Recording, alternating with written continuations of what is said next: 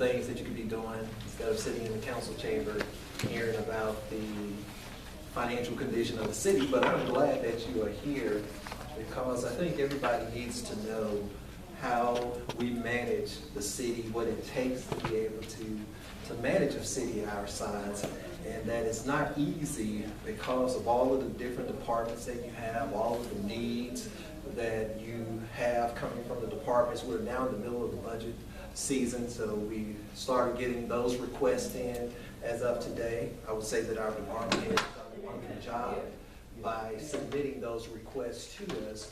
So the goal is to have an interview with them the first week of July, and hopefully we'll be able to come to some consensus about the numbers that they have sent in. So I hope that tonight that at least you'll be able to walk away with one thing that will be encouraging to you.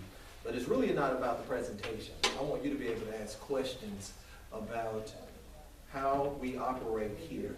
I want to be able to clear up whatever rumors that you've heard or any information that you think may be true, but you haven't gone to the source to be able to ask those questions. So tonight, that's what it's all about here. I'm going to talk for about 20 minutes, then I'm going to open the floor up for questions and answers.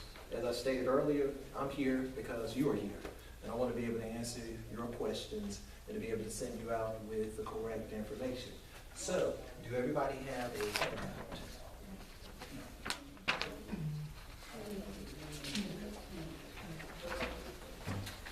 Lisa's going to be my assistant tonight, so she'll make sure that everybody sees a handout. Lisa, I do need one of those myself.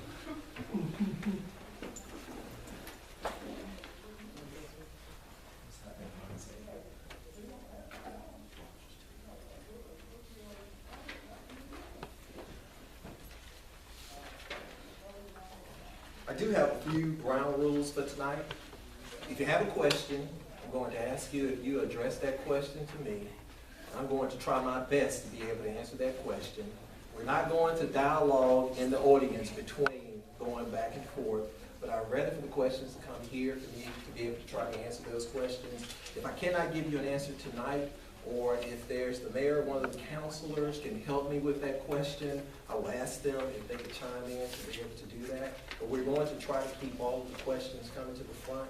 Also, I want to give everybody at least one chance to be able to ask their question.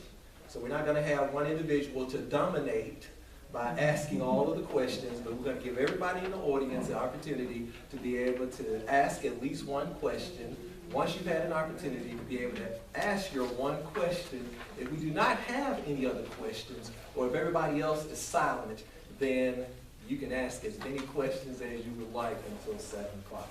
So if you look at the handout that I've given to you today, the title of the talk is called 3 Myths About Municipal Finances. The 3 things that I'm going to talk about is number 1, money does not grow on trees. Number 2, no new taxes. Number 3, just cut expenses. So everybody believes that for a municipality that we have a big money tree in the back of the building. And when all of these requests come in, we can just go out the back door, pass through the jail, and we can go and begin to pull dollars off of this money tree, come back in, insert them into the budget, and make sure that we can handle everybody's requests. I don't know if you all know this tonight, but I do want to let you know that we're not the federal government. So we don't have a money press in the back room. We do have copiers. We do have a postage machine, but we don't have a money machine. Therefore, we can't print money whenever we desire to do so. We have to make sure that we stay within the parameters that we're working with. So we have a lot of requests, but we don't have a lot of money. So I do want to let you know that there's not a money tree in the back of City Hall, that we really have to use our God-given ability to be able to make good decisions, to be good stewards of the things that we've entrusted with, because you all are the stakeholders. I prefer to call you stakeholders instead of taxpayers, because you're the stakeholders. We're here to do what you would like for us to do. It's not James' money, it's not the mayor's money, but it belongs to the 12,347 citizens that are in Irondale. So we want to make sure that we keep you informed. That's why we're here tonight. We want to make sure that, number one, we keep you informed. Number two, that we're transparent. There's nothing that I do here that I wouldn't love for you to know what we're doing. You can be the best mouthpiece for the city, because if you're informed and you hear information that's going out that is incorrect, you can be able to deal with that information. So we don't have a big pot of gold at the end of the rainbow. We don't have a money tree, and we don't have a printing press that spits out money. We have $15 million that comes in every year from the taxes that we have levied on businesses as well as taxpayers. First question I want to ask you tonight: how much money do you think it costs to run the city? $8 million. No. Didn't you just tell us? Well, let me ask you this question. How much money do you think we have to raise on a daily basis to run the city? Because as Kathy just stated, I gave you the answer to the first question, which was $15 million. Now, how much money do you think on a daily basis we need to be able to run the city? 15 million divided by 365. $200,000.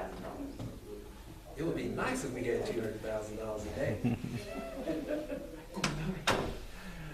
It actually takes $34,000 a day to be able to run the city.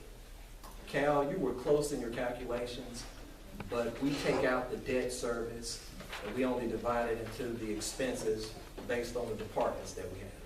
And that is about $12,000 to $13,000, so you can divide that by 365, and you would have about $34,000 a day. So every day, we need $34,000 to be able to come into the city just to be able to break even. So that should let you know right there that, we're only open 4 days a week. So we need money coming in on that Friday, that Saturday, and that Sunday when we are not here. But we do the best that we can with what we've been given. So the second thing I want to talk to you about is no new taxes. I hear politicians all the time, especially when they're running for office. No new taxes. If you allow me to get into office, I'm going to keep everything the way that it is. I'm even going to reduce your taxes. But then I began to think about, have those individuals actually looked at the expenses of the municipality or the state or the federal government to really determine if they can lower the taxes without reducing the service or cutting the expenses? So that is my second big myth there of no new taxes. Because how do you think the municipality is funded? Taxes. Taxes and fees.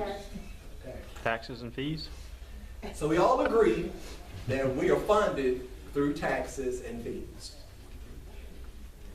Every year, the expenses are increasing. And some of those expenses, we have no control over them. We can't help that we are a part of the Jefferson County Personnel Board, which means that if an employee has not been here for 10 years, every year they receive a 5% increase until they get to that 10th year. We can't help that Obamacare is now the law of the land, and that health care premiums are increasing. Did you know that the city actually picks up 75% of the premium for as well as a single individual. We can't help that the property and casualty insurance every year is increasing because when you buy new equipment, when you renovate buildings, your premiums increase.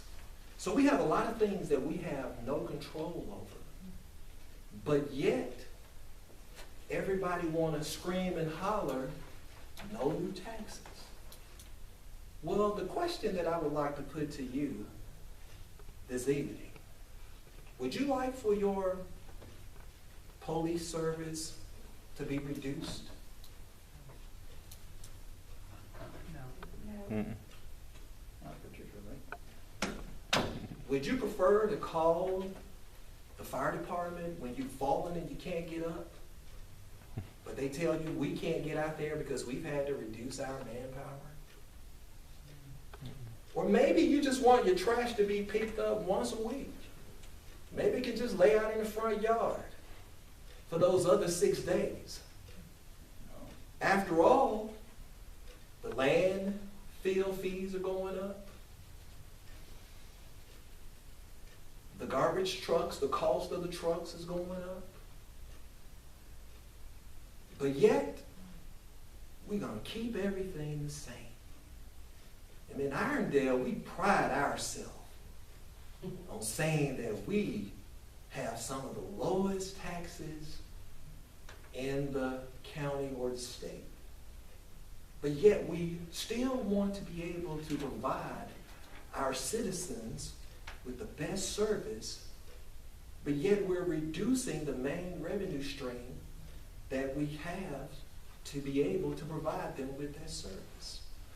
One of the things that I want to answer for everyone is this. We've been getting complaints because we've been enforcing vendors having to purchase a license when we have events at Irondale, as if this is something new. But if you read the ordinances that we have, this has always been a part of the law. It's nothing new. Every municipality has a special events fee. Every municipality charges the vendors when they are participating in these events. After all, why do you think they participate in the event? Do you think they're doing it for charity? Or do you think they're doing it because they're trying to make money for themselves?